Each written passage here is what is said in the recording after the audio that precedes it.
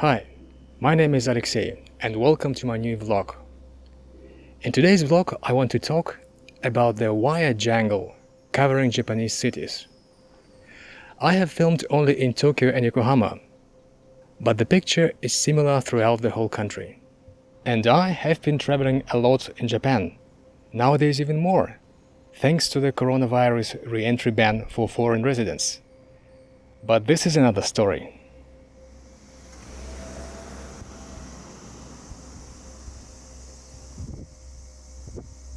Anyway, when in Japan, just look up and you will see the net of wires obstructing your view.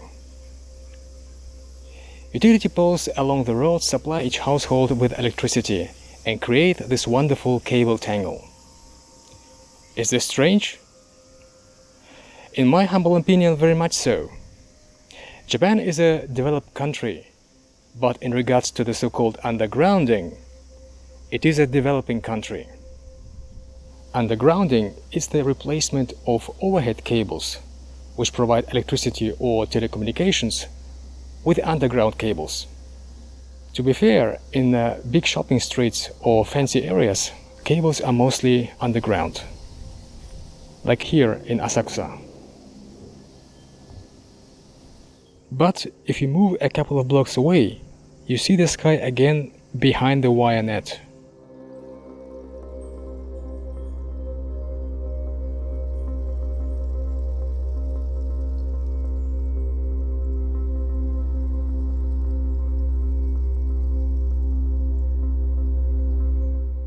Here, I have found a chart which shows how much behind are Tokyo and Osaka compared to other major cities in regards to undergrounding.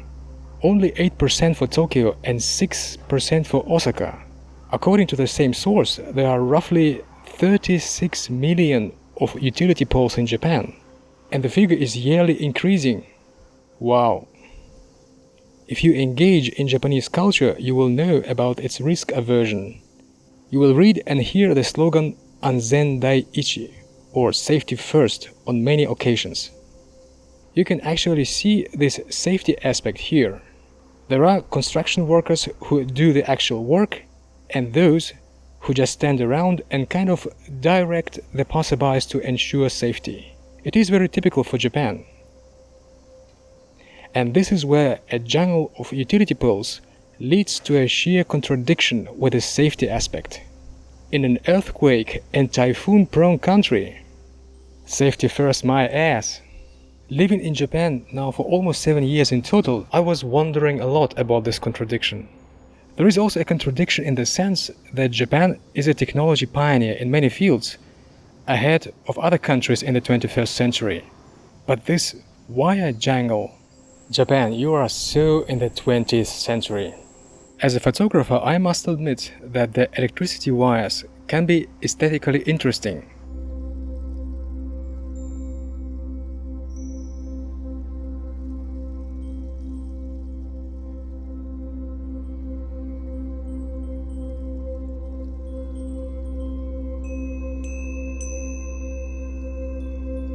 As some kind of industrial romanticism. But more often than not, I do wish an unobstructed view for my photos. And I'm honestly worried about fires or power outages, which can and did happen in Japan due to earthquakes or typhoons.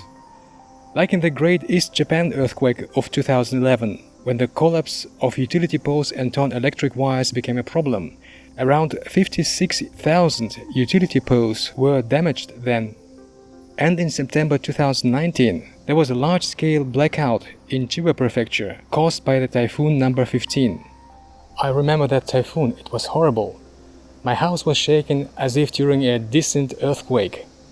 Anyway, in Chiba, the utility poles fell one after another, after the wires were cut by falling trees. And this caused a massive outage. Face it, utility poles are vulnerable to disasters. So the question which poses itself now is why Japan is sticking to its overhead wires despite its safety-first culture. Let us try to figure it out. There are 4 aspects to it. historical development, cost factor, deficient planning, and perception. Starting with history. By 1912, Tokyo was almost completely electrified. In 1919, the regulations for electric facilities were agreed, and in principle, undergrounding was required in urban areas. However, the Second World War changed the plans.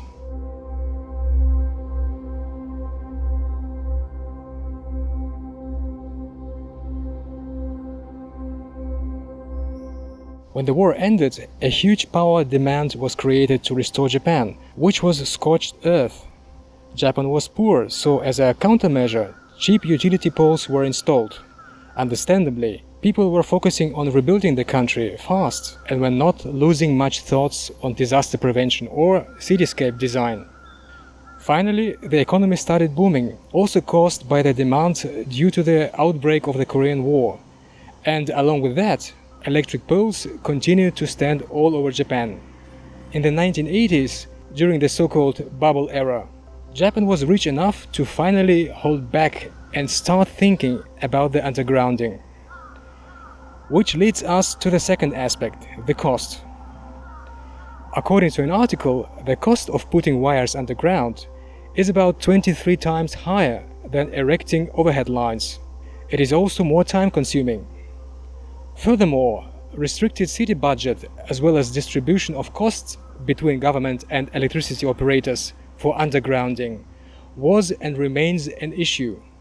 There is also an argument that although it is possible to perform visual inspections of the overhead wires, it is not possible for the underground ones. There are cases where you have to dig up the ground, and these maintenance costs would lead to increased price for electricity. However, is the high cost the reason why the removal of utility poles has not progressed even in the 21st century? If cost alone is the problem, then Japan should be able to solve it, doesn't it? But the problem of utility poles has not been solved at present. Which leads us to the third aspect, the deficient planning.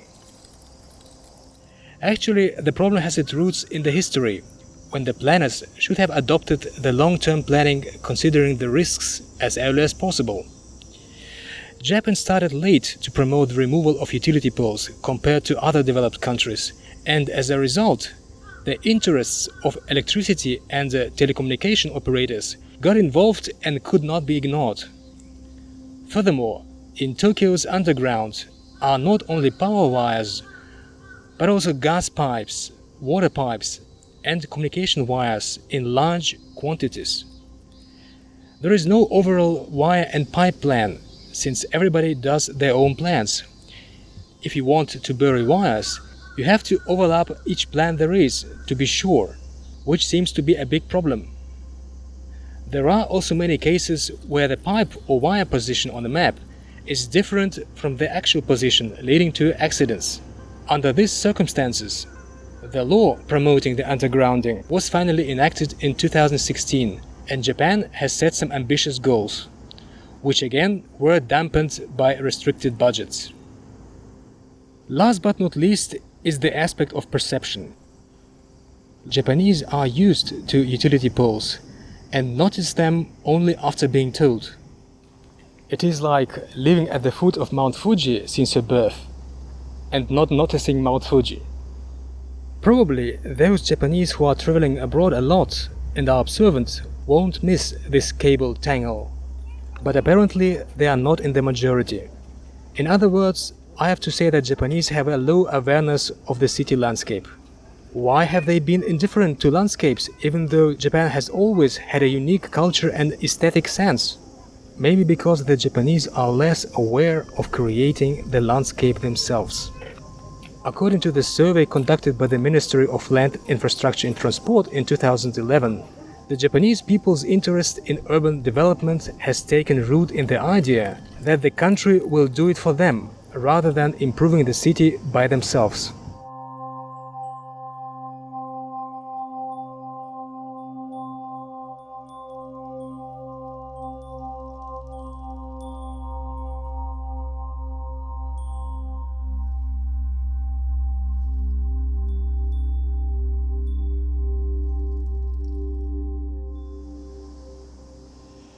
Well, before it's getting dark, let's wrap up.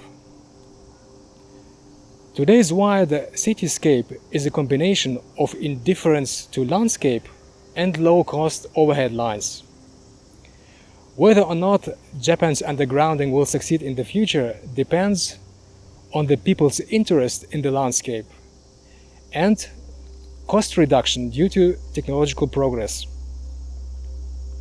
Also, if the highest priority is to save lives, then the removal of electricity poles is necessary. The country should promote the public's understanding that overhead lines in the city are a burden. And as far as I have understood, many NPOs and media is already promoting this. But I guess there is still much of work for them to do. Myself, I hope to be outside of the country when there is the next big earthquake, when Godzilla finally emerges from the sea. That's it for today. The information I have used to prepare this vlog is based on several articles in Japanese. So whoever is interested and fluent, you can check out the reference links in the description. As usual, thanks for watching and please subscribe. See you next time.